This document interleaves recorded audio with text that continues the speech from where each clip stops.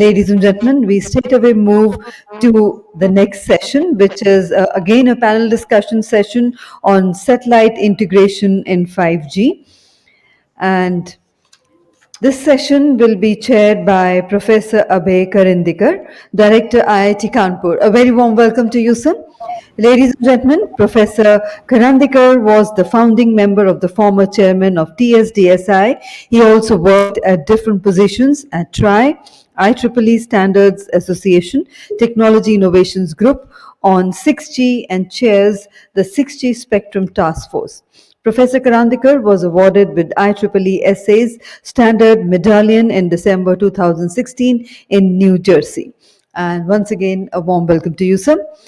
We welcome eminent speakers, the panelists.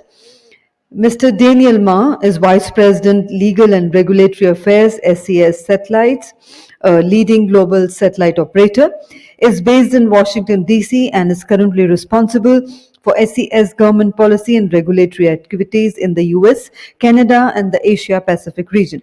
In a previous role, he oversaw policy and regulatory activities in the Europe, Middle East, and Africa region. Dr. Ma has over 20 years of experience in telecommunications, policy, and regulation. And a very warm welcome to you, sir. On the panel, we have our eminent speaker, Mr. K. Krishna, who is Vice President and Chief Technology Officer of Hughes in India. He has been with Hughes and the satellite industry for more than 25 years. He has been one of the founding members of the India operations and is responsible for the technology roadmap of the company and is an active member of the various strategic initiatives of the company. He also plays the role of Chief Regulatory Officer and has been involved an active role in formulation of flight and maritime connectivity rules. He represents the company and the satellite industry in various forums. A very warm welcome to you, sir. And also on the panel we have with us Mr. Jitender Ahuja, who is Vice President, Product and Solution, Nelco Limited, is Head of Product and Solutions at Nelco Limited, has rich experience in portfolio which includes building and driving product strategy and roadmap, leading teams, commercial finance and contract management, product development and management, program management, customer success. He's a thought leadership network operations and management managing product business, including revenue, PLN, respective product and business lines, new product development to support existing and new revenue lines, strong administrative ability of motivating and effectively managing a large team. And a warm welcome to you also, sir. And ladies and gentlemen, with those words of introduction, I hand over to our distinguished chairperson for the session, Professor Thank Abhay you. Karandikar, over to you, sir. Thank you. Thank you very much, I think, for this introduction. And I would like to invite welcome all the participants and my fellow panel speakers. We had very interesting sessions, two panels earlier on, applications and services and also on the spectrum. And this panel, we will be discussing, the satellite integration with 5G. As all of you know that 3GPP standardization has taken steps for integrating the satellite applications and services with the 5G, with the introduction of 5G NTN. And this panel will build on some of those aspects. I have with me, three panelists. We will start with Mr. Daniel. He will give us, some of the concrete examples and proof of concepts and prototypes that have been developed. Some of the real-world testing has been done, and also, the satellite backhaul for the 5G. I would also request Daniel to explain, what is the opportunity, particularly for the satellite backhaul for 5G. For providing, the affordable broadband accesses in a country like India, where we do not have the ubiquitous availability of fiber-based backhaul for rolling out, the 5G services. And then, we will have some of the market perspective from Mr. Jitender Ahuja, followed, by Mr. Krishna, who will give about his company's experiences on developing the technology and its applicability in the Indian context. Since we have a limited time, we are running behind schedule, so I would request all the speakers to restrict it to maybe about 8 minutes in their initial first presentations, and then maybe we can come back again for more discussions, and we can also have a participation from the audience there as well. Thank you very much, and over to Daniel. Hi, thanks very much for the introduction. And I'm conscious that we're short on time, so I will be brief. If we can start with yes, thank you very much. So the goal of my presentation today is really just to show that satellites are 5G ready. Next slide, please.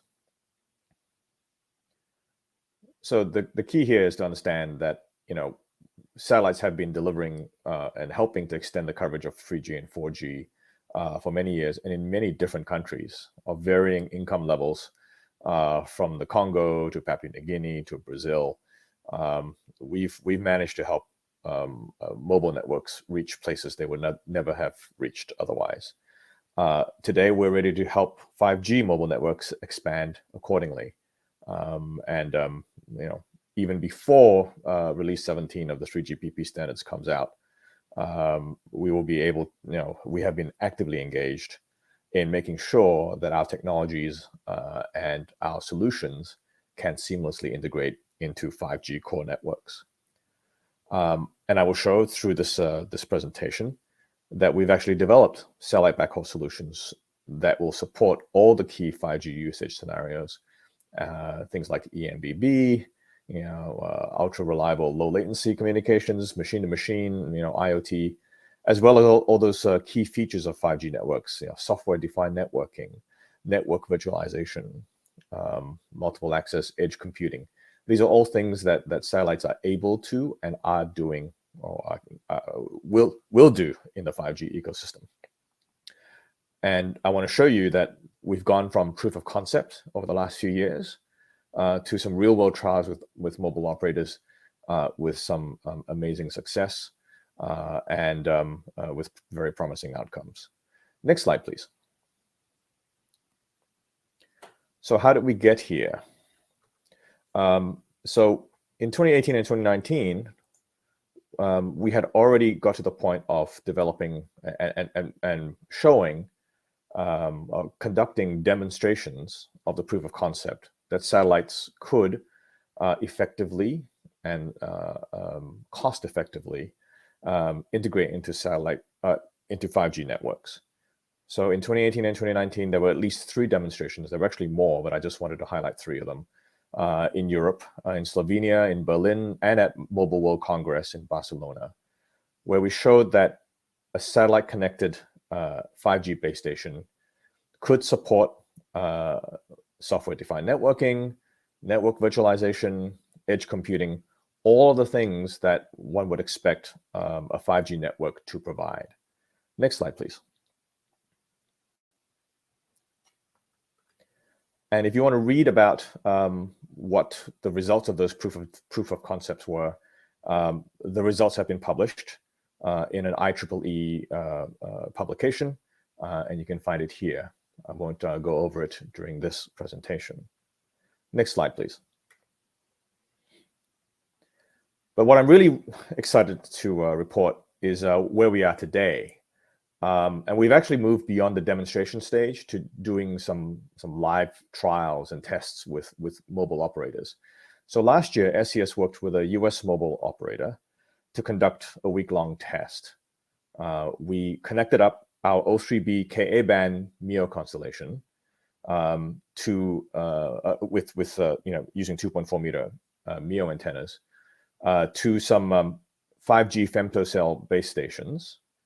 And then numerous calls were conducted and throughput tests were conducted using 5G handsets across that satellite connection to show that everything worked.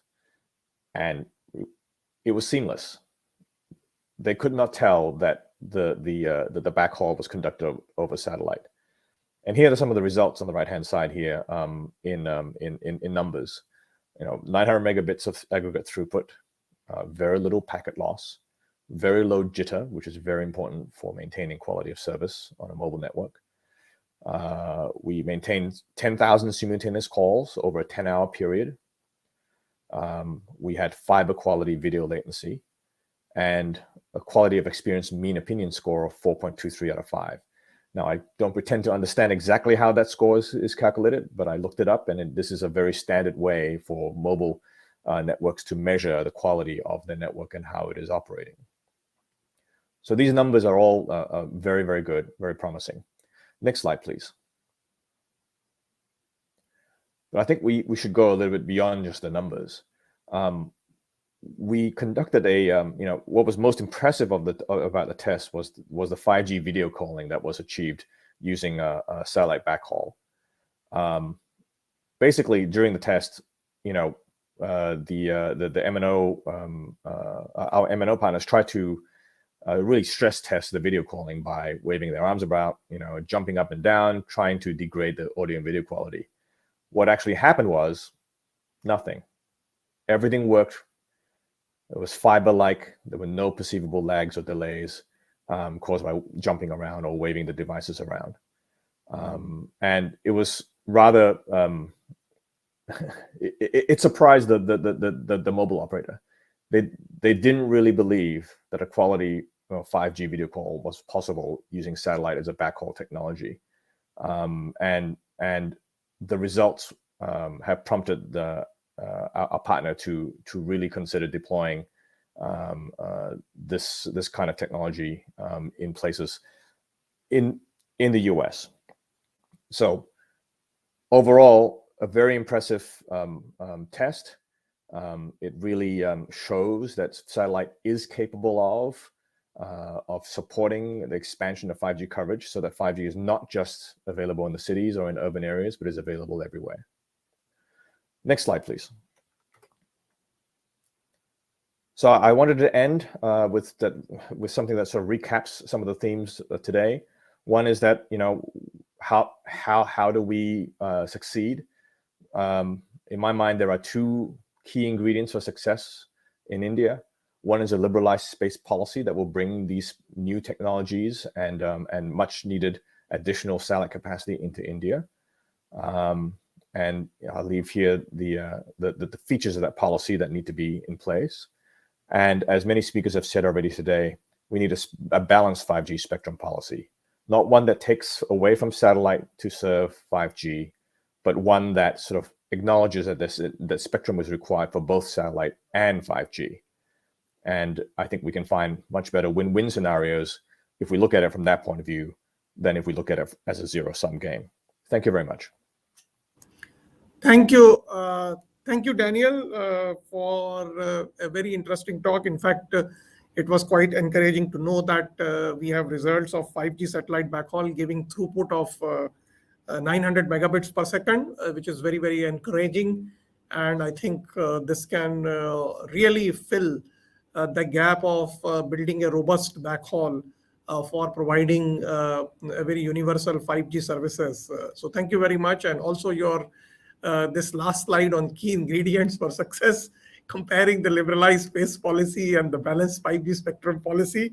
I will come back on this, during the question answer sessions. I have one question, but maybe we'll move to Jitender Ahuja. So I would really like to Jitender to focus on, satellite-based 5G services in the Indian context, and what is his opinion in terms of by when, the satellite-based 5G services can be rolled out, particularly, from the point of view of providing affordable broadband access in a country like India. So what is the market perspective? What is the availability of such services when the market is ready? What will be the price point and how it will become affordable? So I would request, Jitender to touch upon these points. So over to Jitender. Yeah, thank you. Thanks, sir. And first of all, thank you, SIA, for giving the opportunity to talk about it. I think, when we talk about 5G, and satellite, we are sitting at transformational stage, at cusp of transformation. Why I say that, we'll talk about it as in next 5-10 minutes. See, we have been using satellite the way that we have been using, which is narrow band, you know, satellite services for connecting where the low bit rate requirements are there. That also more or less, for fixed, locations. When we are talking about 5G, 5G is all about high speed. That is one part of it, which we call broadband 5G. Yeah. The other is when you're talking about 3G PPP release 17, it's open up absolutely new areas, for satellite. I'll talk about it. So I'll talk about in two terms. One is from the broadband 5G perspective. The other is the narrowband 5G perspective. When I talk about broadband 5G perspective, a lot has been already discussed about it, in various panels, and my earlier speakers has talked about it. I'll not spend much time on it, but just few pointers. When we're talking about India, India is such a diverse, geography. We have islands, like Andaman Nicobar. We have Himalayan regions like the J&K, Northeast. And again, there is so much of diversity. Difference in terms of people.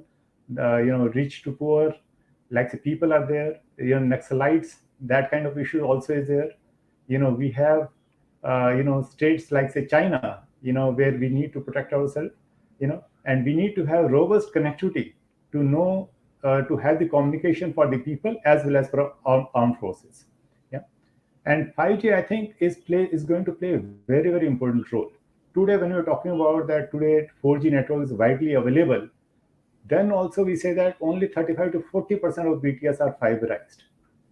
And when you're talking about rolling it, expanding it to remote locations, why it is not being expanded to remote locations? Pulling of fiber is very, very costly. It is not viable, wherein satellite-based backhauling will be able to help it out. When we're talking about 5G, where the bandwidth requirement will be even more, there can't be any other mechanism but the satellite which will help out. Like say Daniel was saying, already those studies have been conducted. It has been proven that it works absolutely fine. It works absolutely fine, better than any other technology when I'm talking about backhauling 5G, and satellite works perfectly well there.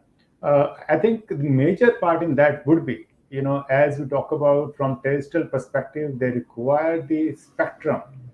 For satellite also, when all these technologies are available, when I'm talking about NGSO perspective, sufficient spectrum should be available.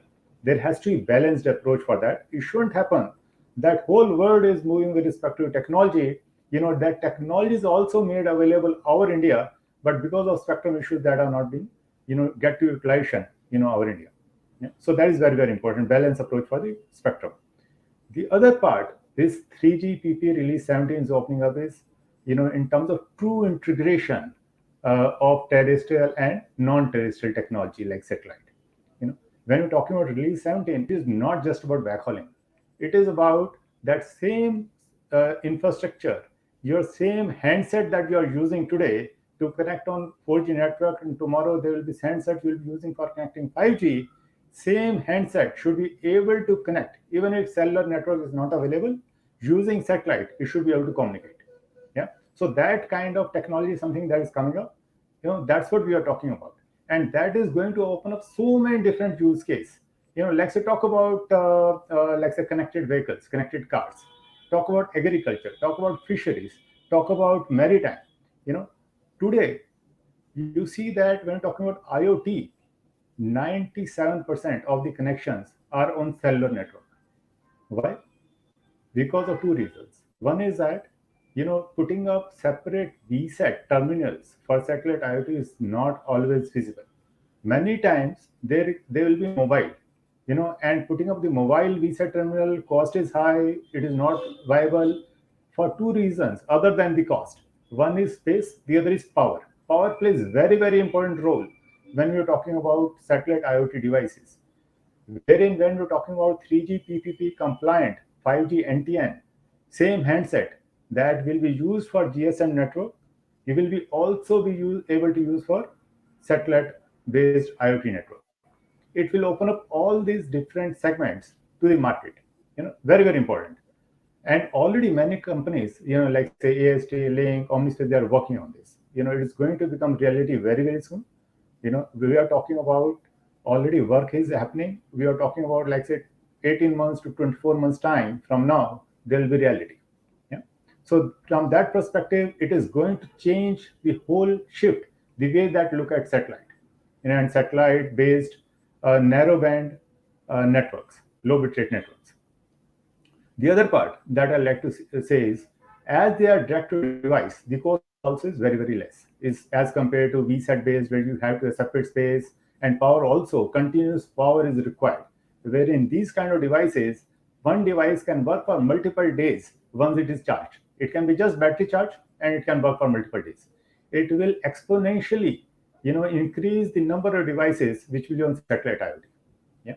So it is very, very important. This is going to change that. 3GPP compliant 5G NTN network is going to change the way we look at satellite networks. Yeah.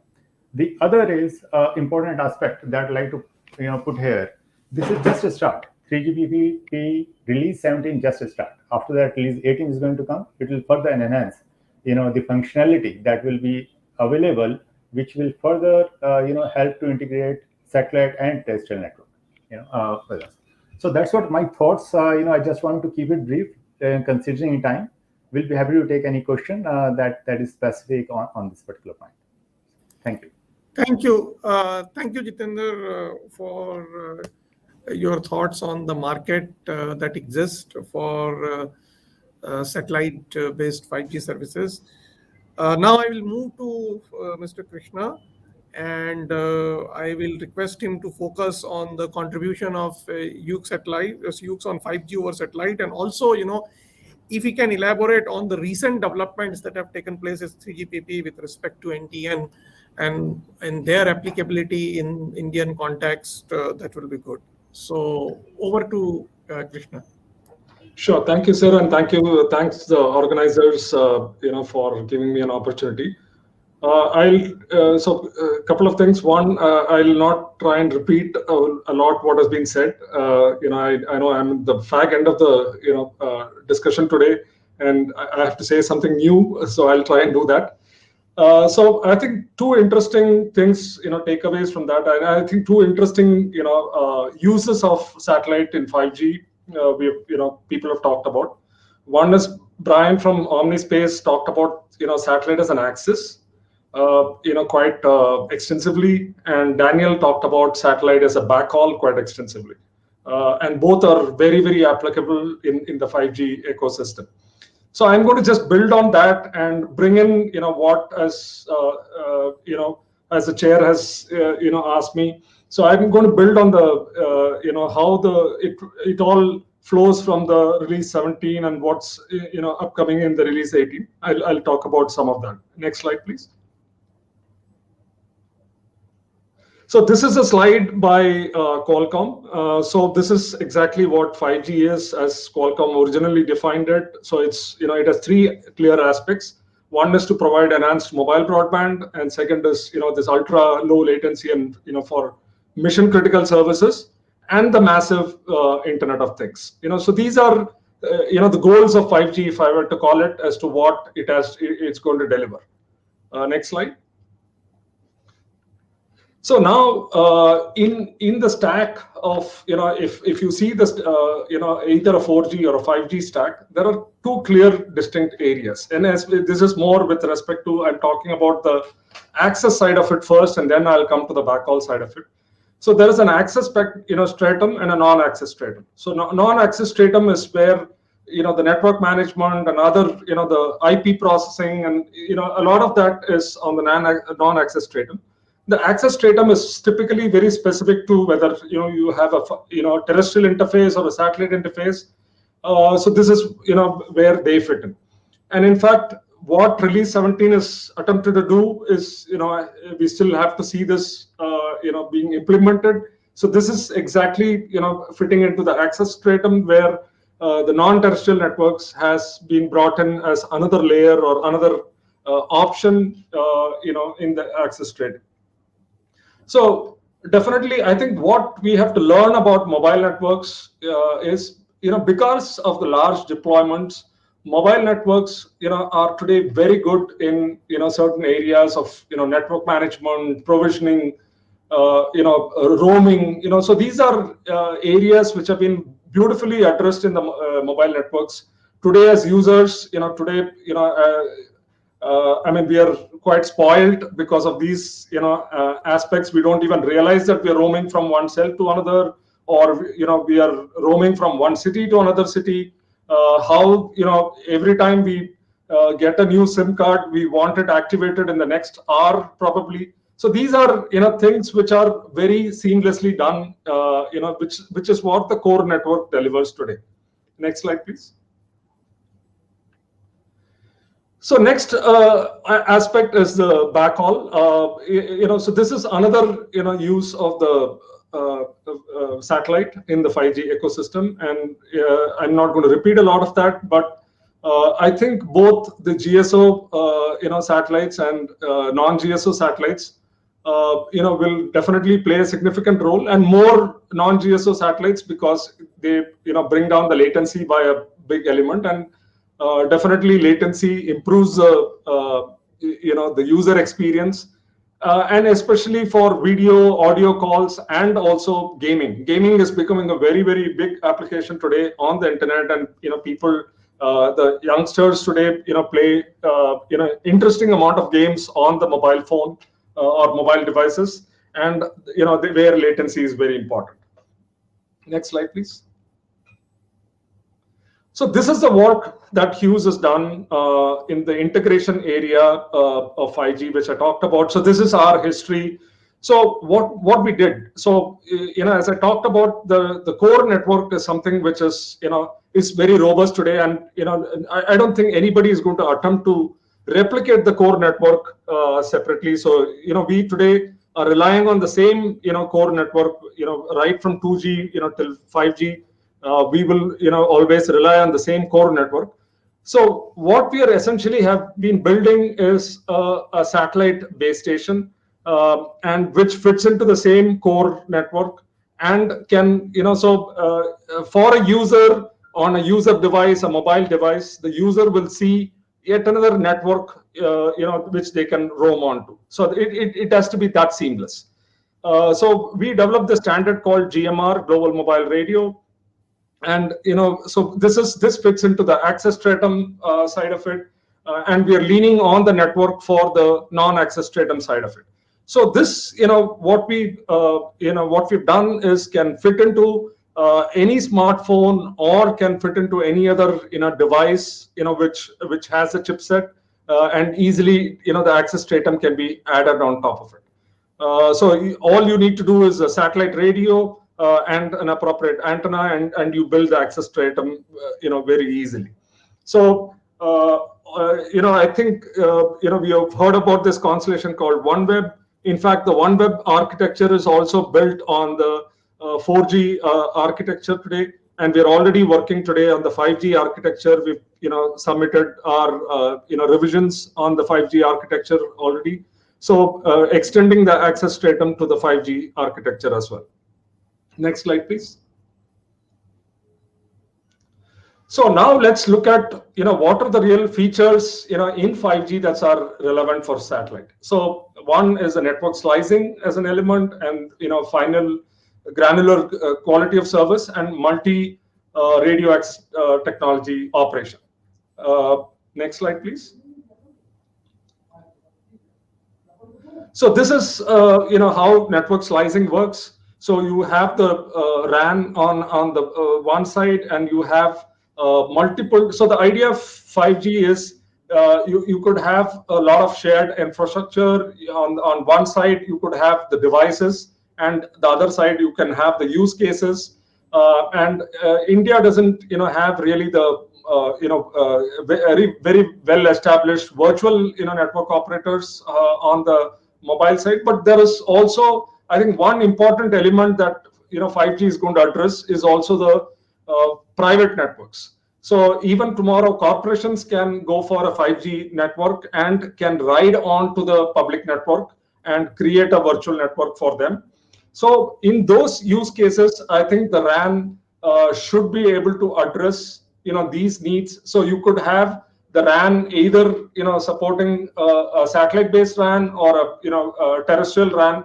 Both can work side by side and deliver these services to the users. So that's going to be very important, and I'll also show how that fits into the 5G ecosystem. The next slide, please. So if you look at the quality of service framework in a 5G as opposed to 4G, which looked at it as very clear large data flows. So I think the 5G quality of service model brings much more granularity into the quality of service. Now, why is quality of service important? Because the delay criteria, the latency criteria, all of those jitter characteristics are going to be very different from the terrestrial infrastructure, between the terrestrial infrastructure and the satellite infrastructure. So that being said, you can't treat a packet which is flowing through the terrestrial infrastructure and the satellite infrastructure very similar. So this also when you're designing quality of service, probably the terrestrial infrastructure can be used for certain applications. Satellite infrastructure can be used for certain other applications. So which leads us to the development of hybrid terminals. I think that's another interesting area that we are working on. So we are soon we are going to see not just when we all talk of 5G, we all only think of mobile devices. But I think 5G extends much beyond to what I said initially, the IoT devices and a lot of other real-time applications. Somebody talked about connected cars. So when you talk of these applications, which are more and more, you need a very, very high level of reliability. Then obviously the hybrid solutions makes a lot of sense, and where you could have multiple transport, and you might want to route certain packets over one transport and certain other packets over other transport, and also build redundancy among them. The next slide, please. So this is the hybrid solution I was talking about. So you could have the terminal could be a single terminal. So it has two access spectrums. One is a satellite interface, one is a terrestrial interface, and both can coexist, and both today seamlessly work with the same core network. So the user does not realize whether it is actually working on the satellite access spectrum or the terrestrial access spectrum. For the user, it's a seamless switchover or load balancing or whatever you call it. But this can be very well integrated into a terminal. So this has a lot of applications, especially in the enterprise space, much more in the consumer space or the IoT space. So we are going to see a lot of these things being developed. As I'm just giving you a concept, but a lot of these cases are going to be developed. Next slide, please. So I think I just want to sum up. Again, I think briefly, Daniel also spoke about this, and others spoke about this. I think content distribution to the edge is an important aspect which 5G needs and satellite can deliver. Satellite has this great advantage of multicast and can deliver content to the edge. If you want to build a cache, edge cache, and the edge cache has to be refreshed, I think there is no other better way than satellite. So you don't want to choke up your backhaul, terrestrial backhaul, and you can go multicast the cache update on the edge cache. So satellite is brilliant for that. I already talked about multi-access or radio access technology, which already I talked about. Also, offloading signaling and other latency tolerant traffic to satellite is another way to load balance. So whatever is mission critical real time traffic, you take it over the terrestrial access network, and a lot of other traffic you can push it to satellite.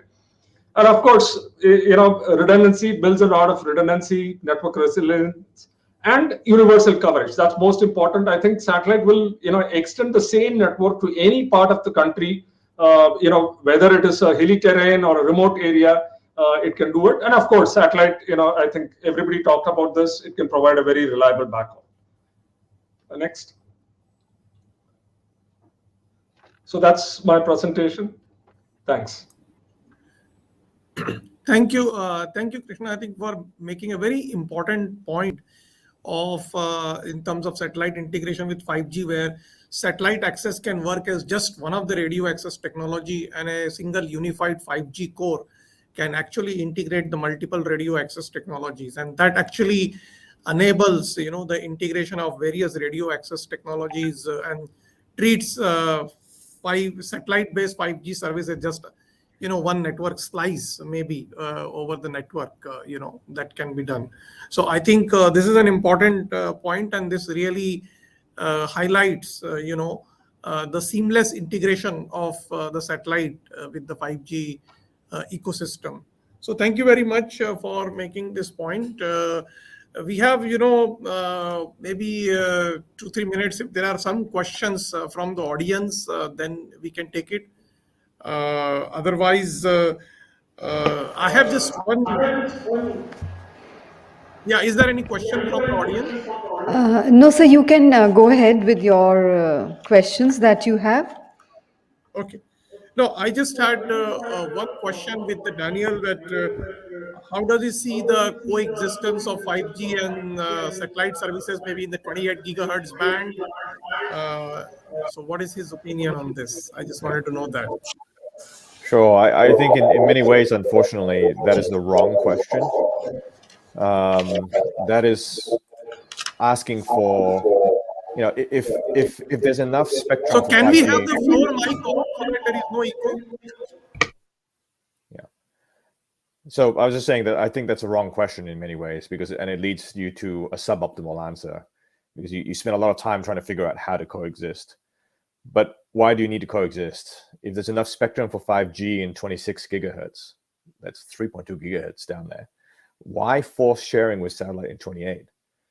Sharing conditions will just mean that both services will be constrained in that band, and neither would be able to reach their full potential. There are much better win-win outcomes if you take a bigger, broader view and understand that there's plenty of spectrum in 26 for 5G millimeter wave, and then there's plenty of spectrum in 28 gigahertz for very productive satellite services, and the two can coexist in that way. Thank you. Thank you. Thank you, Daniel. I think so. Are there any other questions from the audience? No, sir, we don't have any questions from the audience, sir. Okay. So once again, I would like to thank the panelists for their very, very interesting talks. And what has come out really is that. So can we mute the mic on the floor? Yeah.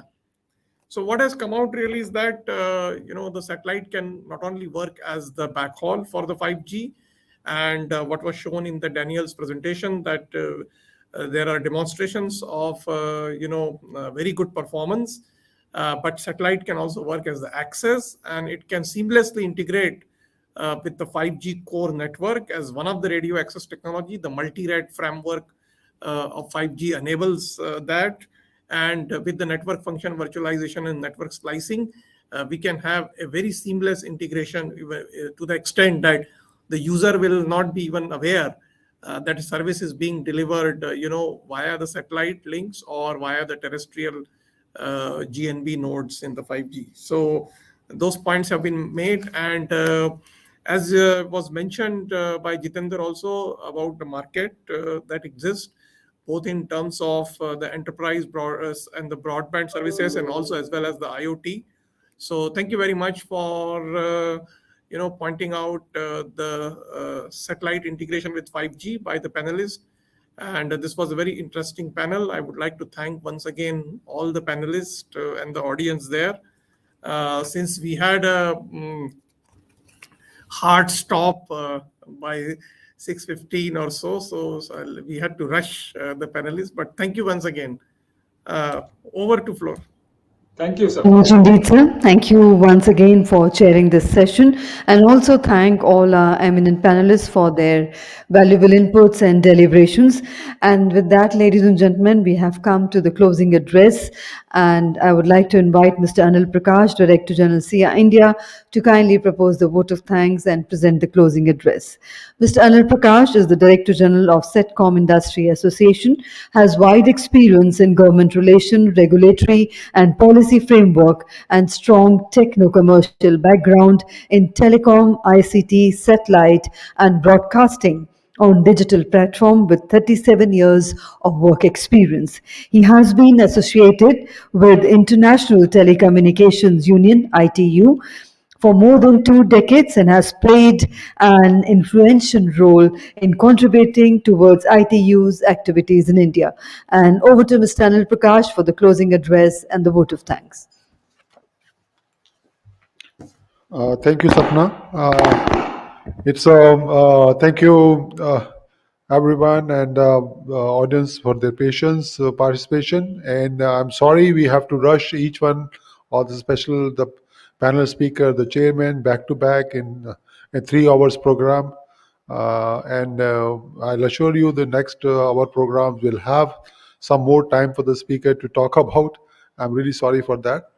And it's a celebration of first year of completion of our operation, and you have put forth a lot of challenges for us to do much more things for the now coming year. And my special thanks to go to our president, Dr. Subbarao, and who has leading this forum from the front and is the guiding force, and our board member, Bashir Patel, Ravi Alawadi, Sudhir Gupta, and Mr. Pawan Kapoor. They have really given a lot of support. And also our association partners, our members, and our sporting organization. They have already lent their support, and they have already promoted widely our conference. And we will put forth our proceeding of this conference and deliberation and the recommendations. Will share with you, and the links will be shared, and also the proceeding will also go on YouTube. And the paper of today released paper on spectrum, that can also be links can also be sent to you shortly. And once again, thank you very much, and we are looking forward to working with you, and looking forward to our new programs and events which is unfolding very soon. And thanks again for your kind patience, and be with us. Thank you very much.